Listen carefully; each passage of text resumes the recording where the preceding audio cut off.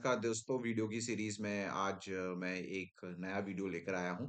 जो प्रोबेबली आपको ये वीडियो शायद यूट्यूब में कहीं मिले ना, क्योंकि ये वीडियो मैं काफी लंबे टाइम से ढूंढ रहा था अपनी अंडरस्टैंडिंग के लिए भी, लेकिन मैं भी नहीं ढूंढ पाया इस वीडियो को। तो मैंने थोड़ा सोचा कि इस पैटर्न के ऊपर या इस चीज के ऊपर एक छोटा सा वीडियो बनाया जाए।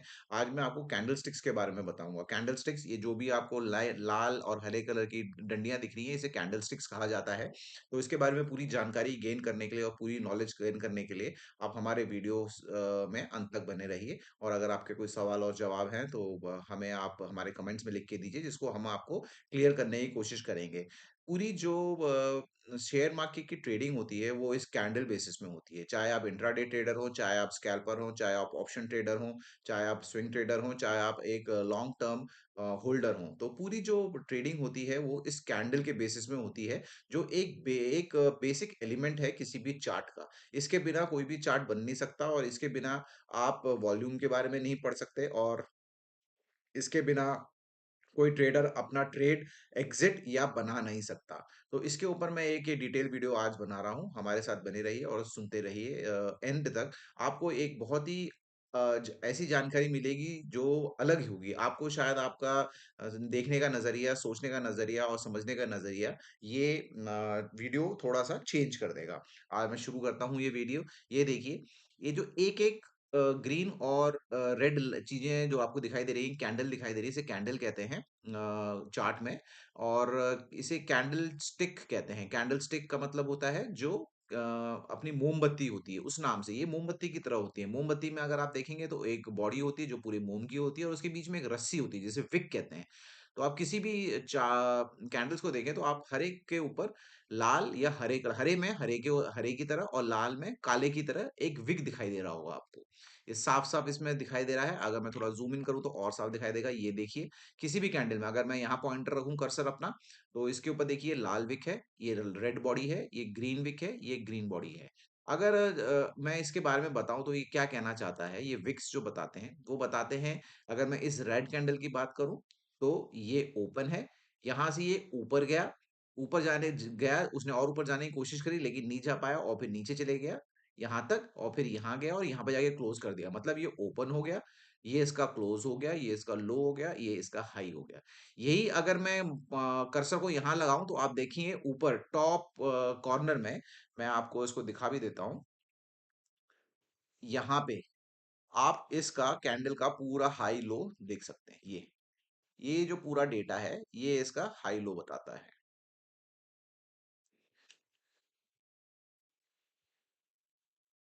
ये देखिए यहाँ पे, ये एक कैंडल का जिस, ये देखिए बदलता रहेगा। जिस कैंडल में मैं डालूंगा ये चेंज हो जाएगा, आप देखते रहना।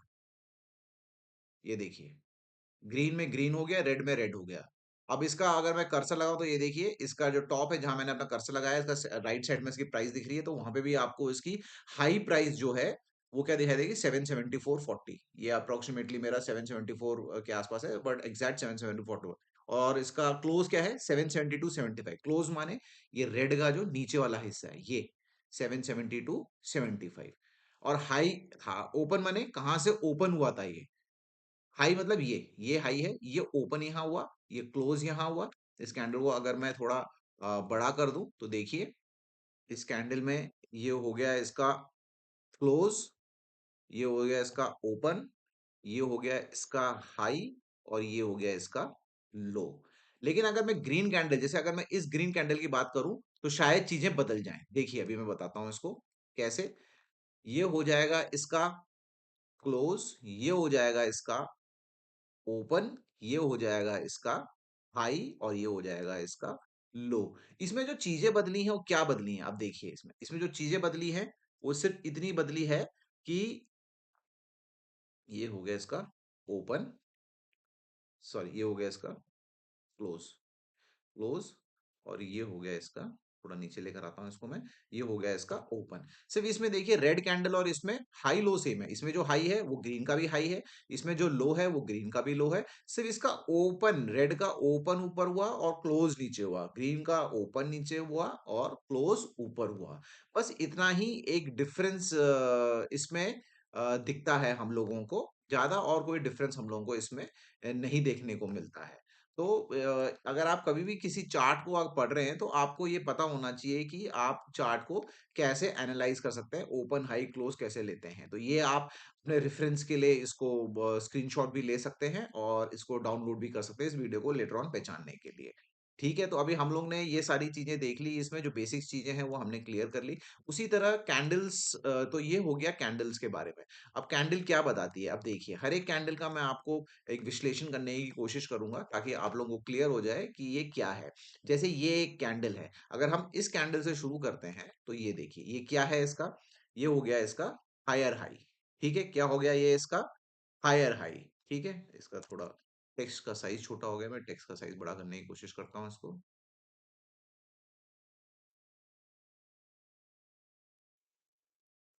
ये देखिए ये हो गया क्या, इस रेड कैंडल का हायर हाई। इसका भी कलर हम चेंज कर लेते हैं, इसका कलर हम रेड बना देते हैं क्योंकि रेड के ऊपर है तो इसको रेड पहचानना आसान होगा। ये हायर हाई हो गया। ये क्या हो गया इसका, एक अगर हम इसको स्टार्टिंग लेते हैं तो हम इसको हायर लो ले सकते हैं या इसको लोअर लो भी बोल सकते हैं। तो हायर हाई हायर लो लेते हैं। अब ये कैंडल का टॉप देखिए, ये जो विक है ये क्या है, इससे नीचे है तो ये क्या हो गया, ये लोअर हाई हो गया। इससे नीचे है तो लोअर हाई हो गया। ये इसके नीचे है, ये विक का जो क्लोजिंग है ये देखिए। अगर मैं इस विक की क्लोजिंग देखूं, ये देखिए ये विक की क्लोजिंग 772.15 है और इसकी 772.50 है, तो इसकी क्लोजिंग इसके नीचे है। तो ये क्या बन गया, ये बन गया लोअर लो। क्या बन गया ये, lower low. Just a minute, ये बन गया लोअर लो। ठीक है,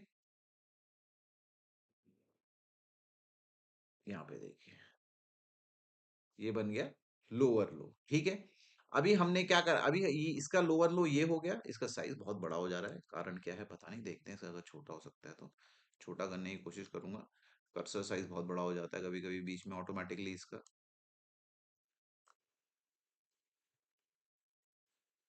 या ये हो गया। ठीक है, क्या हो गया लोअर लो।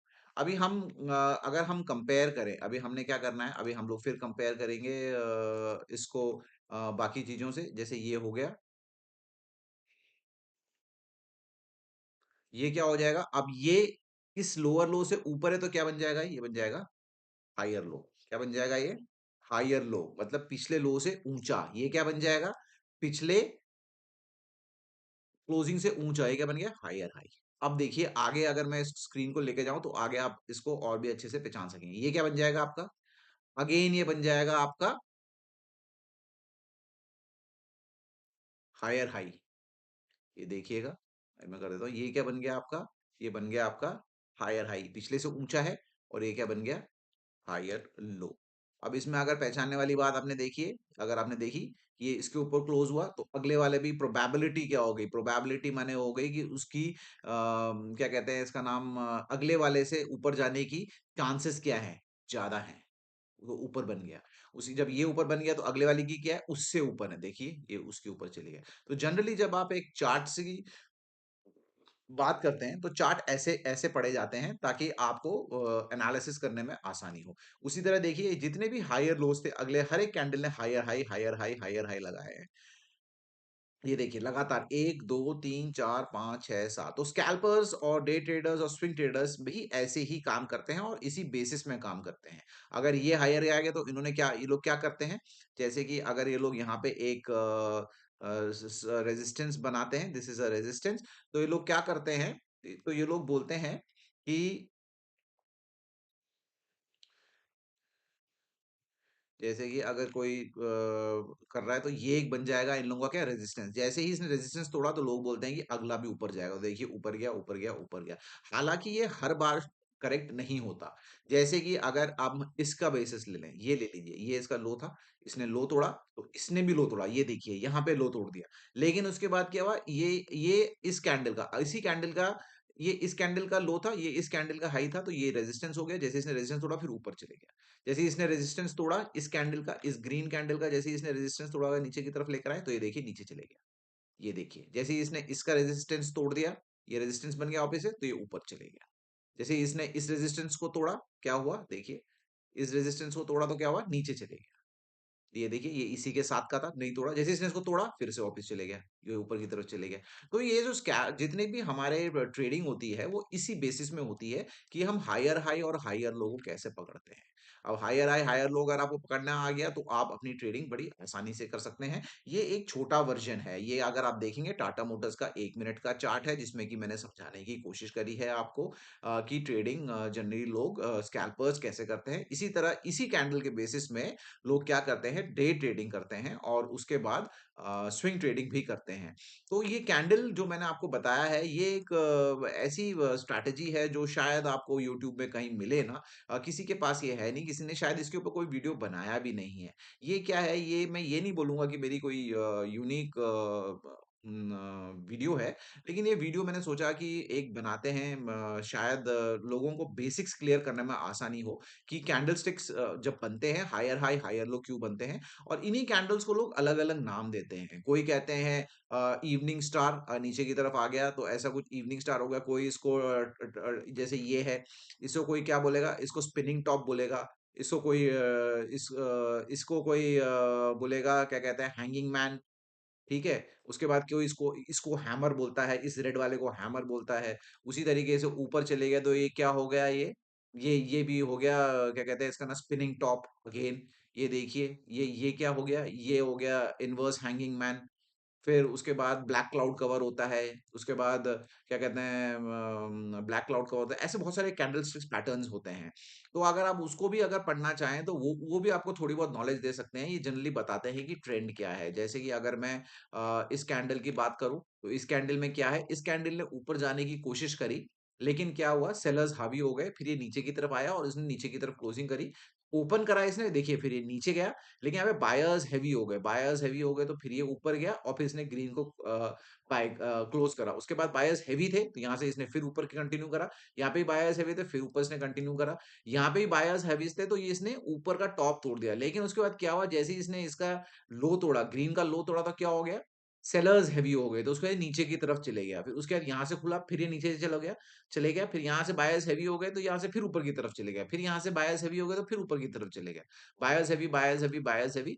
फिर यहाँ पे देखिए, इसमें क्या है, यहाँ पे भी बायर्स हेवी हुए, लेकिन इसने क्या बोला कि इसमें बायर्स और सेलर्स दोनों का इतना जोर था कि ये कोई इनडिसाइसिवनेस हो गया कि ऊपर जाएगा कि नीचे जाएगा, कहाँ जाएगा किसी को नहीं पता। तो इससे क्या हुआ, ये पहले ऊपर तो गया, ग्रीन था तो ऊपर तो जाना था इसने, थोड़ा ऊपर गया, लेकिन सस्टेन नहीं कर पाया। उसके बाद ये नीचे गिर गया और देखिए इसने एक ब्लैक बॉडी, रेड बॉडी बनाई। रेड के बाद क्या बनाया इसने, फिर एक रेड बॉडी बनाई। रेड बॉडी के बाद इसने क्या करा, इसने फिर नीचे जाने की कोशिश की, नहीं हुआ, तो बायर्स हेवी हो गए तो फिर ऊपर चले गए। तो हर एक कैंडल की अपनी एक कहानी होती है, हर एक कैंडल को पहचानना बहुत ज़रूरी होता है और अगर आप बेसिक्स लेवल से शुरू करें, अगर आपका बेसिक्स क्लियर है, बेसिक स्ट्रॉन्ग्स है, तो फिर आप कैंडलस्टिक पैटर्न्स के थ्रू शेयर मार्केट में अच्छा खासा प्रॉफिट बना सकते हैं और लंबे टाइम तक शेयर मार्केट में अपनी पोजीशन को होल्ड कर सकते हैं। और आपको अपनी स्ट्रैटेजी के ऊपर भी भरोसा हो जाएगा, अगर आप कैंडलस्टिक पैटर्न्स को पढ़ना पढ़ना शुरू कर दें एक बार। तो कभी आप जैसे ये वीडियो खत्म होने के बाद आप क्या कर सकते हैं, इस वीडियो को डाउनलोड करके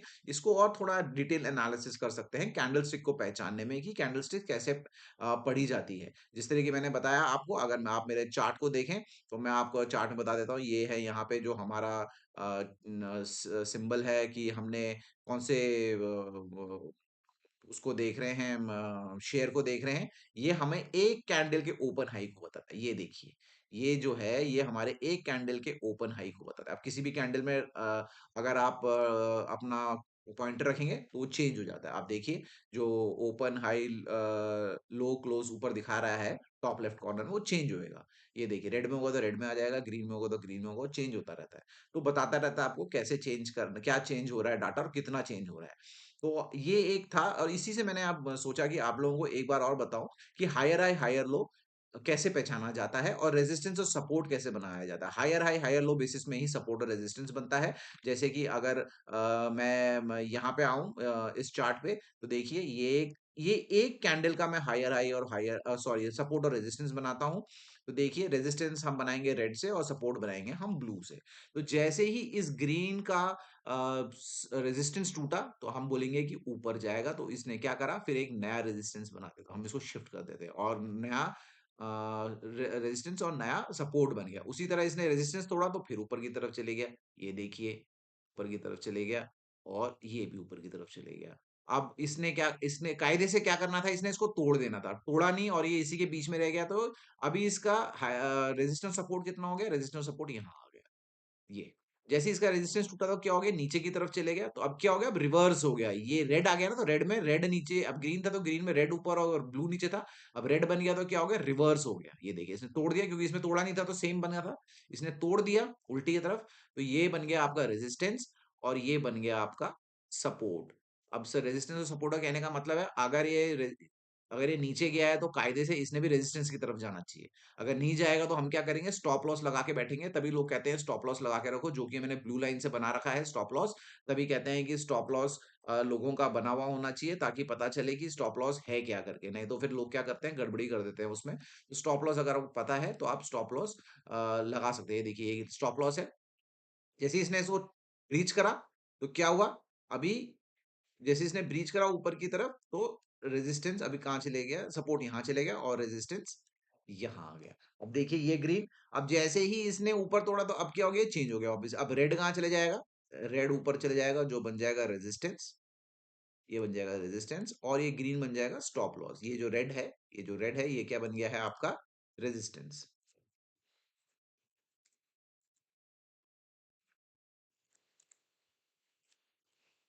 ठीक है, ये देखिए रेजिस्टेंस बन गया। इसने फिर ऊपर जाने की कोशिश करी तो इसका रेजिस्टेंस यही रहा, इसका स्टॉप लॉस यही रहा।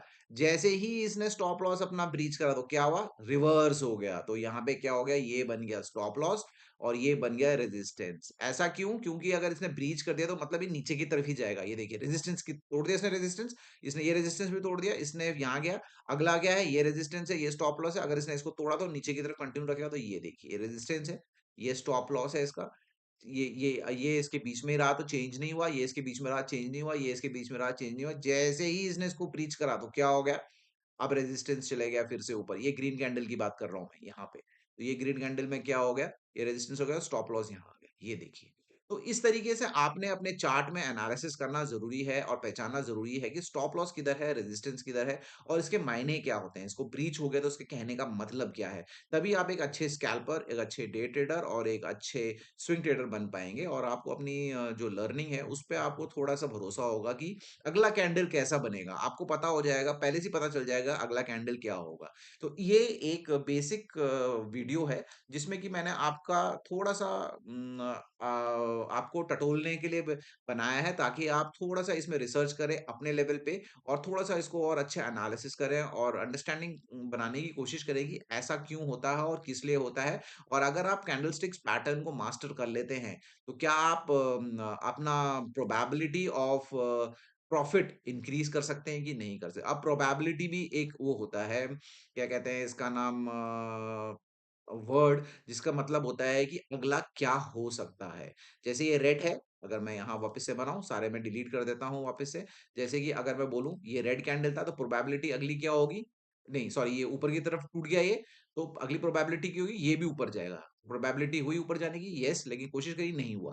तो इसका कोई नहीं हुआ क्योंकि इसने स्टॉप लॉस नहीं तोड़ा। तो अब अगली इसकी प्रोबेबिलिटी क्या है, ऊपर जाने की। देखिए ऊपर तक गया, नीचे इसने स्टॉप लॉस नहीं तोड़ा तो यहाँ पे फंस गया है वापस से। अब अगली प्रोबेबिलिटी क्या है इसकी, ये भी अप था, ये भी अप था, ये भी अप था, तो इसने भी ऊपर जाना चाहिए। गया ऊपर, नहीं गया। तो अभी क्या हुआ, इसने तोड़ दिया, ये तोड़ दिया यहाँ पे। तो नीचे नीचे की तरफ दिखा दिया इसने कि भैया मैं नीचे जाऊंगा करके। अब क्या होगा, अगला क्या होना चाहिए, नीचे। नीचे गया है, देखिए अगला क्या होगा, नीचे। इसके बाद क्या होना चाहिए था, नीचे। लेकिन इसने जैसे ही इसको ऊपर तोड़ दिया तो मतलब क्या है, अप हो गया। अगला कहाँ जाएगा, ऊपर। ये देखिए ऊपर ऊपर ऊपर ऊपर ऊपर। ये देखिए जैसे ही इसने तोड़ा तो अगली प्रोबेबिलिटी नीचे नीचे नीचे। ये देखिए नीचे नीचे ग्रीन बना, लेकिन था ये नीचे, इसी के बीच में फंसा रहा। ये देखिए फिर नीचे, ये फिर नीचे, ये फिर नीचे।